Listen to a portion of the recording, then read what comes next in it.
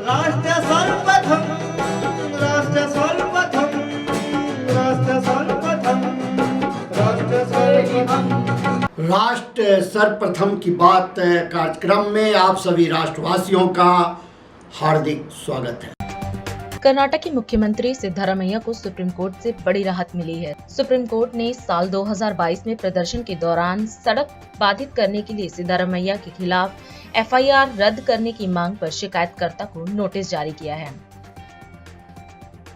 आंध्र प्रदेश के मुख्यमंत्री और वाईएसआर कांग्रेस पार्टी के अध्यक्ष वाईएस जगनमोहन रेड्डी ने सरकार की कल्याणकारी योजनाओं के लाभार्थियों से आगामी चुनाव में सत्तारूढ़ पार्टी के लिए स्टार प्रचारक की भूमिका निभाने का आह्वान किया।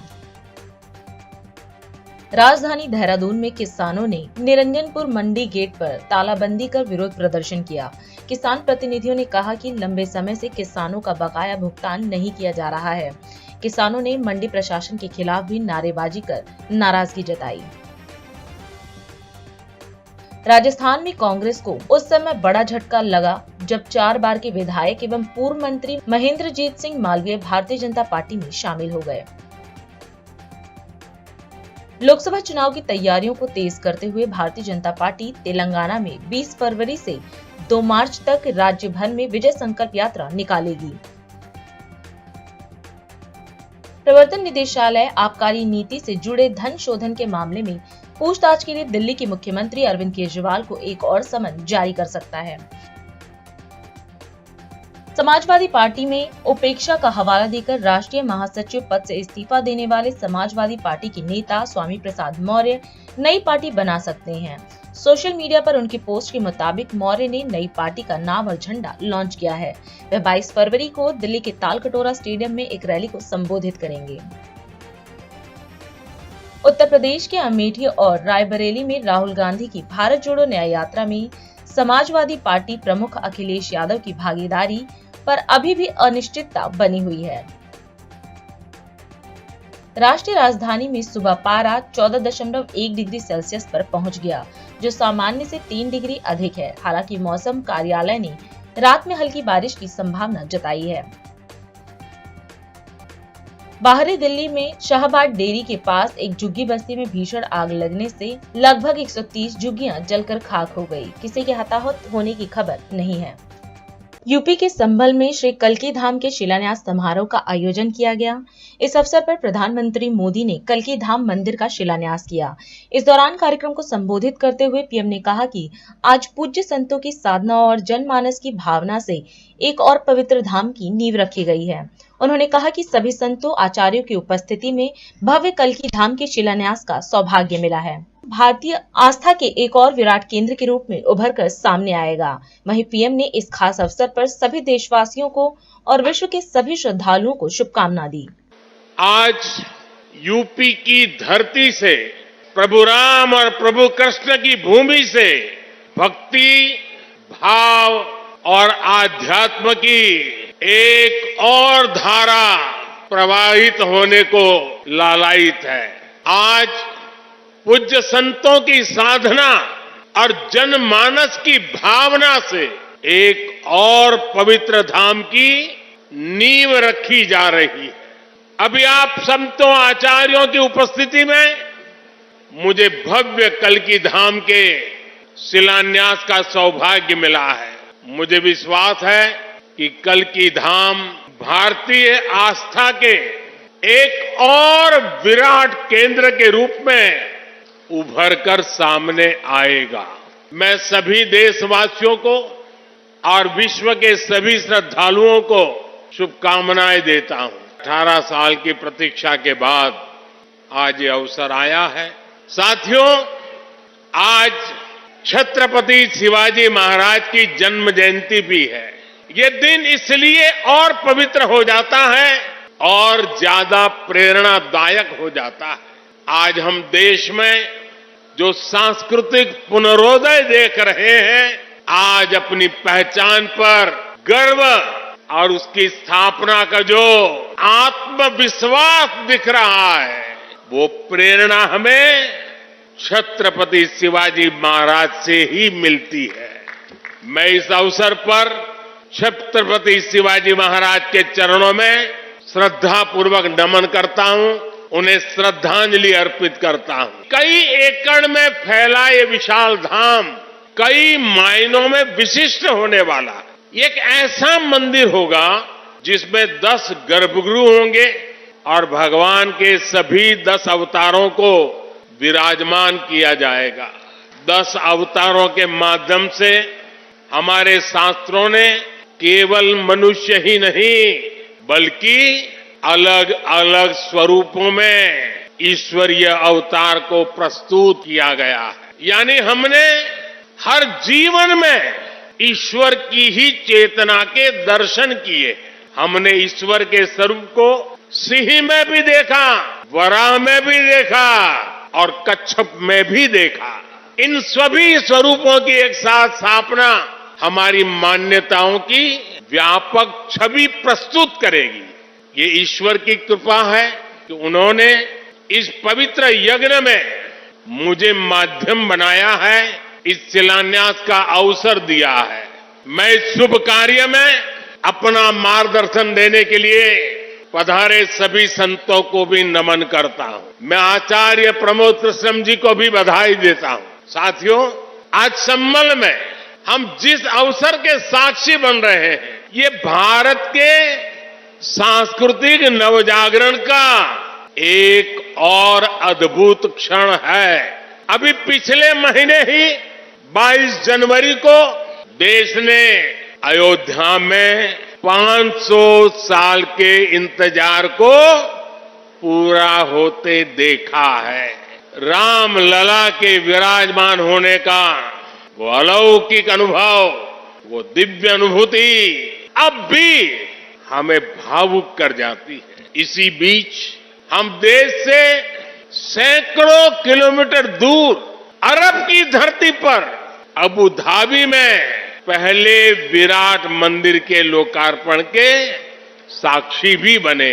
पहले जो कल्पना से भी परे था, अब वो हकीकत बन चुका है और अब हम यहाँ संभल में भव्य कल की धाम के शिलान्यास के गवाह बन रहे हैं। भाई और बहनों, एक के बाद एक ऐसे आध्यात्मिक अनुभव, सांस्कृतिक गौरव के ये पल हमारी पीढ़ी के जीवन काल में इसका आना, इससे बड़ा सौभाग्य क्या हो सकता है। हमारे हर प्रयास में, हमारे हर काम से राष्ट्र को क्या लाभ होगा, ये प्रश्न हमारे मन में सबसे पहले आना चाहिए। यही प्रश्न राष्ट्र की सामूहिक चुनौतियों के समाधान पेश करेगा। मुझे विश्वास है कि भगवान कल्कि के आशीर्वाद से संकल्पों की हमारी ये यात्रा समय से पहले सिद्धि तक पहुंचेगी। हम सशक्त और समर्थ भारत के सपने को 100% पूरा होता देखेंगे। इसी की कामना के साथ आप सभी का मैं बहुत बहुत धन्यवाद करता हूं और इस भव्य आयोजन के लिए और इतनी बड़ी तादाद में संतों के आशीर्वाद प्राप्त करने के लिए मैं हृदय से प्रणाम करते हुए अपनी वाणी को विराम देता हूं। मेरे साथ बोले भारत माता की। यूपी ग्लोबल इन्वेस्टर्स समिट के चौथे ग्राउंड ब्रेकिंग समारोह का आयोजन किया गया। इस अवसर पर प्रधानमंत्री नरेंद्र मोदी, रक्षा मंत्री राजनाथ सिंह और उत्तर प्रदेश के मुख्यमंत्री योगी आदित्यनाथ भी मौजूद रहे। कार्यक्रम को संबोधित करते हुए सीएम योगी ने कहा कि आज 6 वर्ष के अंदर ही ग्राउंड ब्रेकिंग सेरेमनी का चौथा संस्करण आयोजित हुआ है। सीएम ने कहा कि आर्थिक समृद्धि के लिए 3 तत्वों की आवश्यकता होती है: भूमि, जनसंख्या और पूंजी, और तीनों ही तत्व उत्तर प्रदेश में प्रचुर मात्रा में उपलब्ध हैं। उन्होंने कहा कि पीएम मोदी की प्रेरणा और सभी के सहयोग से 5 महीने में ही पहली ग्राउंड ब्रेकिंग सेरेमनी आयोजित की गई थी। वहीं उन्होंने बताया कि इन निवेश परियोजनाओं में लाखों नौजवानों के लिए रोजगार का सृजन हुआ। इसके साथ ही सीएम योगी ने उत्तर प्रदेश में 10 लाख करोड़ से अधिक लागत की 14 परियोजनाओं का शुभारंभ की भी चर्चा की।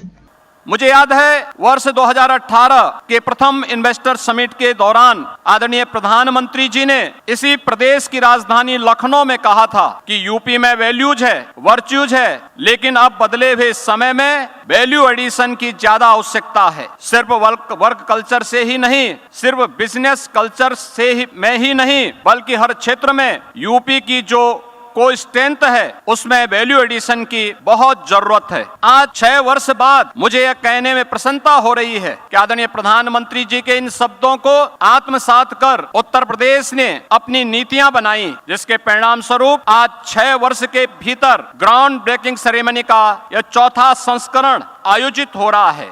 हम सब जानते हैं कि निवेश के बारे में और औद्योगिक निवेश के बारे में भारतीय मनीषा क्या कहती आई है। आचार्य कौटिल्य ने कहा था कि आर्थिक समृद्धि के लिए 3 तत्वों पर विशेष ध्यान देने की आवश्यकता है। पहली भूमि, दूसरी जनसंख्या और तीसरी पूंजी। मुझे कहते हुए गौरव की अनुभूति हो रही है कि तीनों तत्व आज उत्तर प्रदेश में प्रचुर मात्रा में उपलब्ध है। मुझे याद है वर्ष 2018 में जब हमने यूपी इन्वेस्टर समिट का आयोजन किया था, तब हमारी सरकार ने अपना पहला ही वर्ष पूरा किया था, लेकिन ट्रांसफॉर्मेशन में उस शुरुआती चरण में भी आपने प्रदेश पर विश्वास जताया और परिणामतः 4,28,000 करोड़ रुपए के निवेश के प्रस्ताव उत्तर प्रदेश को प्राप्त हुए थे। आदरणीय प्रधानमंत्री जी की प्रेरणा और आप सभी के सहयोग से मात्र 5 माह में यानी जुलाई 2018 में पहली ग्राउंड ब्रेकिंग सेरेमनी आयोजित की गई, जिसमें 61,700 करोड़ रुपए के निवेश वाली परियोजनाओं का शुभारंभ किया गया। सकारात्मक प्रवेश के बीच जुलाई 19 में दूसरी ग्राउंड ब्रेकिंग सेरेमनी का आयोजन किया गया,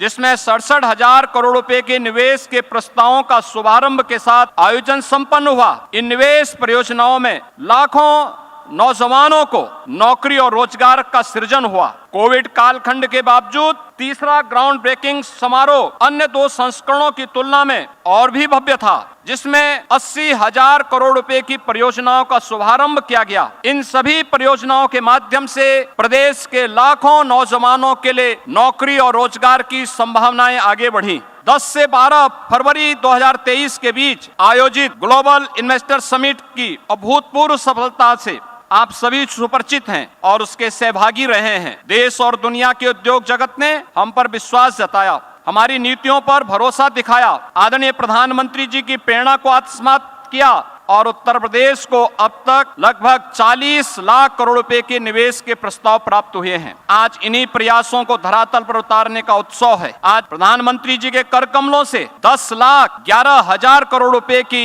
परियोजनाओं का भूमि पूजन आज यहाँ पर संपन्न होने जा रहा है। नया उत्तर प्रदेश उत्तम प्रदेश से अब उद्यम प्रदेश बनकर भारत के ग्रोथ इंजन के रूप में विकसित भारत के संकल्प में एक विकसित उत्तर प्रदेश बनने की ओर अग्रसर है। पहली ग्राउंड ब्रेकिंग सेरेमनी 61,000 करोड़ के निवेश प्रस्तावों का क्रियान्वयन कराने वाला उत्तर प्रदेश आज GBC 4 में 10 लाख करोड़ रुपए से अधिक के निवेश प्रस्तावों का ग्राउंड ब्रेकिंग कर रहा है। यह ट्रांसफॉर्मेशन, यह बदलाव, यही स्पीड आपके विकसित भारत के इस विकसित उत्तर प्रदेश की नई पहचान है।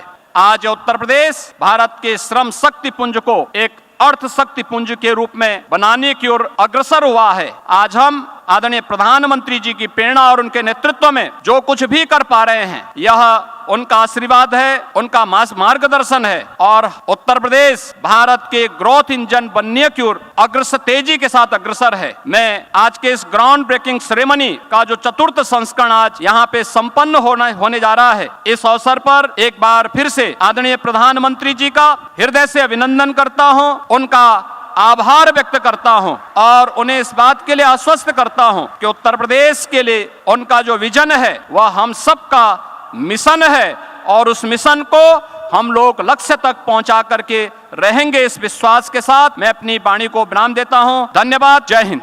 अभी समय है एक ब्रेक का, हम चलते हैं ब्रेक पर। आप कहीं जाए नहीं, छोटा सा break. Powered by Kamal Buildtech Private Limited, fulfilling promises. With our professional team and experience of delivering projects, in past we guarantee you peace of mind and top quality work in an affordable price. और अधिक खबरों के लिए आप हमारे YouTube channel दैनिक India दर्पण को अभी सब्सक्राइब करें और नोटिफिकेशन के लिए बेल आइकन को प्रेस करना ना भूलें। राष्ट्र सर्वप्रथम की बात कार्यक्रम में ब्रेक के बाद एक बार फिर आप सभी राष्ट्रवासियों का स्वागत। राजस्थान के जार्डनपाली में ओम आश्रम का भव्य प्राण प्रतिष्ठा महोत्सव कार्यक्रम आयोजित किया गया। इस अवसर पर मुख्यमंत्री भजनलाल शर्मा कार्यक्रम में मौजूद रहे। सीएम ने कार्यक्रम को संबोधित करते हुए कहा कि भारत आदिकाल से सनातन धर्म के अध्यात्म का केंद्र रहा है। इसने संपूर्ण विश्व का मार्गदर्शन किया है।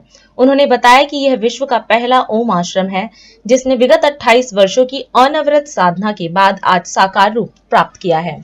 सर्वप्रथम में इस दिव्य ओम आश्रम में विराजे भगवान भोलेनाथ के चरणों में मैं प्रणाम करता हूँ। दिव्य ओम आश्रम में प्राण प्रतिष्ठा के भव्य महोत्सव में आकर अद्भुत अलौकिक अनुभव प्राप्त हो रहा है।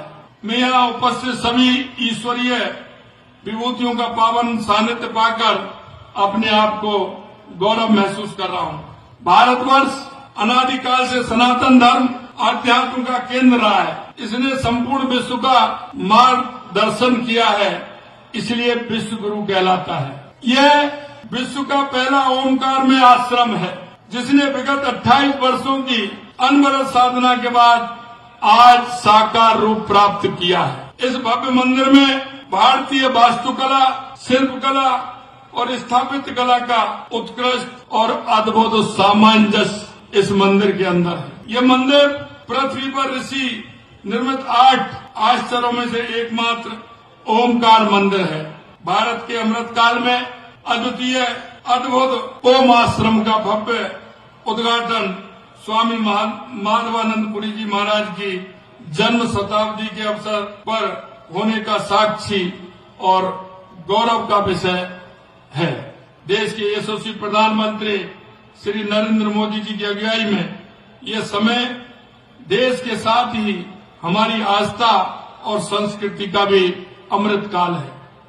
ये सनातन धर्म का उदय काल, प्रधानमंत्री जी सनातन धर्म की पुनर्प्रतिष्ठा का कार्य कर रहे हैं।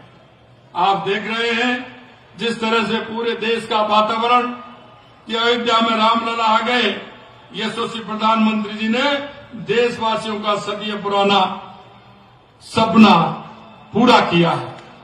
हम देखते हैं कि इस देश के अंदर जिस तरह से हमारी पीढ़ियों ने, हमारे पूर्वजों ने अपमान सहा था, हमारी सांस्कृतिक विरासतों को नष्ट कर दिया था, हमारे उन सांस्कृतिक चिन्हों को मिटाने का काम किया था। मैं देश के यशस्वी प्रधानमंत्री नरेंद्र मोदी जी को बहुत बहुत धन्यवाद देना चाहता हूं कि वो ऐसे युग पुरुष हैं जिन्होंने हमारे सांस्कृतिक चिन्हों की विरासतों को पुनर्स्थापन करने का काम किया है। मैं उनको बहुत बहुत कोट कोट बधाई और धन्यवाद देना चाहता हूं। हमारे धार्मिक केंद्र, हमारा पुनर्स्थापना तो हो रहा है, लेकिन इसके साथ दुनिया में हमें सर्किट बना करके धार्मिक पर्यटन का भी हम विकास कर रहे हैं। जहां भी हमारे क्षेत्र के अंदर धार्मिक पर्यटक हैं, ऐसे स्थान हैं, हम उनको सर्किट से जोड़ करके उसे धार्मिक स्थल बना रहे हैं। अभी अभी हमने हमारे बांसवाड़ा, डूंगरपुर, प्रतापगढ़ में हमारी सरकार ने धार्मिक सर्किट बनाने का काम किया है और उसके लिए हमने, चाहे हमारा बेणेश्वर धाम हो, हमारी त्रिपुरा सुंदरी मां हो, चाहे प्रतापगढ़ में सीता अभ्यारण्य हो, उसे जोड़ करके हम एक नया तीर्थ सर्किट स्थापित वहां करने का काम हमारी सरकार करेगी। यही नहीं मित्रों, हमने जो हमारे मंदिर हैं, जो जीर्णोद्धार के काम हमें करने हैं, इसके लिए हमने 300 करोड़ रुपए उनके लिए रखा है। चाहे हमारा खाटू श्याम मंदिर हो, सालासर मंदिर हो, बेनीपुर बालाजी हो, हमारा पूछड़ी में भगवान कृष्ण के गिरिराज जी पर्वत हो, इस तरह से हमने पूरा काम इसमें किया है। दिल्ली विधानसभा में दिल्ली के मुख्यमंत्री अरविंद केजरीवाल ने अपने संबोधन में पानी के बिल पर चर्चा की। उन्होंने कहा कि जल बोर्ड के गलत बिलों से परेशान जनता की समस्याओं के लिए हमने एक योजना बनाई है। One time settlement scheme. सदन में अरविंद केजरीवाल ने कहा कि हम दिल्ली जल बोर्ड के गलत बिलों को माफ करने के लिए इस योजना को लाना चाहते हैं, लेकिन केंद्र के अधिकारी इसे मंजूरी नहीं दे रहे हैं। सीएम केजरीवाल ने सदन के अंदर राज्यपाल वी के सक्सेना से अपील की। उन्होंने कहा कि अगर आप इस मामले में हस्तक्षेप करें तो ये अफसर काम करेंगे। अध्यक्ष महोदय, ये बिल्कुल सही बात है कि हमारी सरकार है और हमारी सरकार की एक पॉलिसी लागू नहीं हो रही और उस पॉलिसी को लागू कराने के लिए आज यहाँ पे चर्चा हो रही है। आज ये चर्चा इसलिए हो रही है क्योंकि दिल्ली एक पूर्ण राज्य नहीं है और इसके बदौलत रियल पावर जो है वो केंद्र सरकार के पास है। दिल्ली के अंदर लगभग 27 लाख कंज्यूमर है मोटा मोटा।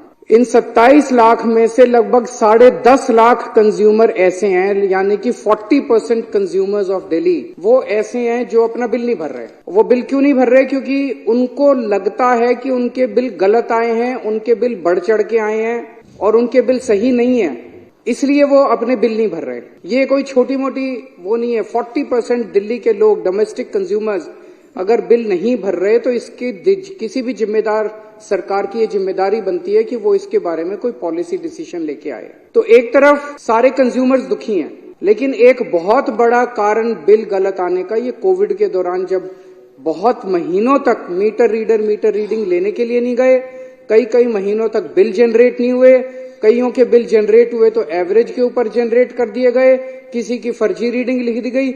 कोविड के दौरान इतने लार्ज स्केल के ऊपर प्रॉब्लम हुई कि आज 40% दिल्ली जो है वो गलत बिलों, इन्फ्लेटेड बिल्स का शिकार है। अब हम जनता की समस्याओं का समाधान, इन समस्याओं का समाधान करने के लिए एक योजना लेके आए, वन टाइम सेटलमेंट स्कीम। इस योजना में मोटा मोटा ये है भाई, पिछले 2, 3 साल, 4 साल जब से आपने बिल नहीं दिए, उस दौरान अगर आपकी 2 या 2 से ज्यादा ओके रीडिंग मिलती है, ऐसी रीडिंग जो आप भी सहमत हो, जल बोर्ड भी सहमत है, 2 या 2 से ज्यादा ओके रीडिंग है तो उनको मान लिया जाएगा, उसकी एवरेज ले ली जाएगी और उसकी एवरेज से बाकी सारे महीनों को मल्टीप्लाई कर दिया जाएगा।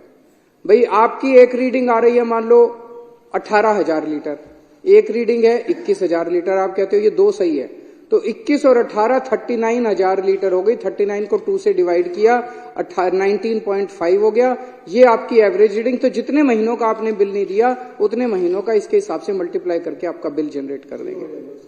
कई लोग, जैसे इन्होंने बताया, 2012 से किसी ने बिल ही नहीं दे रखे, मीटर ही नहीं लगा रखा। ऐसे लोग अगर अब मीटर लगाने को तैयार हो जाते हैं तो हम ये देखेंगे उसके आस पड़ोस की, उसकी गली में रहने वालों का क्या बिल आया, क्योंकि पड़ोसी तो सेम कैटेगरी के लोग हैं। ये भी, इसका भी लिविंग स्टैंडर्ड वैसा ही है, उसका भी लिविंग स्टैंडर्ड, कच्ची कॉलोनी में रहने वाले का लिविंग स्टैंडर्ड एक जैसा है, झुग्गियों में रहने वालों का लिविंग स्टैंडर्ड एक जैसा है, रीसेटलमेंट में रहने वालों का एक जैसा है, वसंत विहार में रहने वालों का। तो हम ये देखेंगे कि उस गली के अंदर बाकी लोगों का बिल कैसे आ रहा है। तो नेबरहुड की स्कीम इसके अंदर है, जो गली के लोगों का जिस ट्रेंड पे बिल आ रहा है उसी हिसाब से इसका भी बिल मान लिया जाएगा।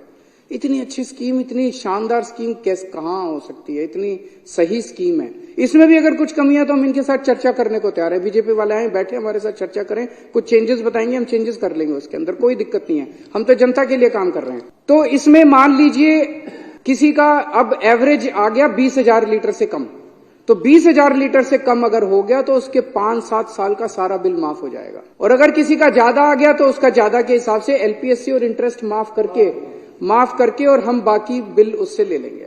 हमारा अपना अंदाजा है कि इस हिसाब से लगभग 10.5 लाख में से 90% से ज्यादा लोगों का पानी का बिल जो है वो 20,000 लीटर से कम आएगा और उनका सारा पुराना बिल माफ हो जाएगा। जल बोर्ड का रेवेन्यू फंसा हुआ है। जल बोर्ड का अगर 20,000, जितने 90% लोगों के बिल माफ होंगे, जल बोर्ड को उतना पैसा दिल्ली सरकार से मिल जाएगा, क्योंकि दिल्ली सरकार रिइंबर्स करती है सारी सब्सिडी। तो जल बोर्ड का रेवेन्यू आ जाएगा। जल बोर्ड का रेवेन्यू हजारों करोड़ रुपए आज लॉक हो गया इसके अंदर। इतनी अच्छी स्कीम है ये। जैसा इन्होंने बताया, 13 जून पिछले साल 2023 को इस स्कीम को पास किया गया था और इसे तो तुरंत लागू कर देना चाहिए था। 8 महीने हो गए, आज 8 महीने हो गए हमें इन अफसरों के और इनके वो करते करते, लेकिन इन्होंने करने से मना कर दिया। आज स्थिति ये है कि इस स्कीम को कैबिनेट में लाना है, कैबिनेट पास करेगी तब ये स्कीम लागू होगी। इसके लिए फाइनेंस सेक्रेटरी को इस पे अपने कमेंट्स देने हैं। फाइनेंस सेक्रेटरी ने फाइल पे लिख दिया, मैं कमेंट्स नहीं देता। एक तरह से दिल्ली के अंदर एक सीरियस कॉन्स्टिट्यूशनल क्राइसिस पैदा हो गया है, जिसके अंदर ऑफिसर्स ने लिख के दे दिया है कि हम काम नहीं करेंगे। अगर वो काम नहीं करेंगे, ऑफिसर्स लिख के दे रहे हैं कि काम नहीं करेंगे, सरकार कैसे चलेगी? तो आज मैं इस सदन के माध्यम से एलजी साहब से हाथ जोड़ के विनती करना चाहता हूं, एलजी साहब इस स्कीम को आप अफसरों को फोन कर दो और वो कर दें, और अगर आपके फोन के बावजूद नहीं करें तो एलजी साहब के पास पावर है इनको सस्पेंड करने की, हमारे पास तो नहीं है। तो इन अफसरों को तुरंत सस्पेंड किया जाए और उनको नौकरी से बाहर किया जाए। भारत जोड़ो न्याय यात्रा उत्तर प्रदेश के प्रतापगढ़ पहुंची। इस दौरान कांग्रेस नेता राहुल गांधी ने यात्रा को संबोधित किया। उन्होंने भारत जोड़ो यात्रा के विषय में चर्चा करते हुए कहा कि यात्रा के दौरान हम हजारों लोगों से मिले और हर प्रदेश में बेरोजगारी बड़ी समस्या निकल कर आई। राहुल ने कहा कि इसके समाधान के लिए कांग्रेस पार्टी सदैव तत्पर है। वहीं राहुल ने घोषणा की कि सरकार बनते ही जातिगत जनगणना और आर्थिक सर्वे कराया जाएगा। 1 साल पहले हमने कन्याकुमारी से कश्मीर तक भारत जोड़ो यात्रा की थी। 4000 किलोमीटर हम चले, हजारों लोग, लाखों लोग एक साथ मिलकर भारत जोड़ने के लिए समुद्र से हिमालय की बर्फ तक चले। 4000 किलोमीटर में मैंने हजारों युवाओं से, किसानों से, छोटे व्यापारियों से बात की।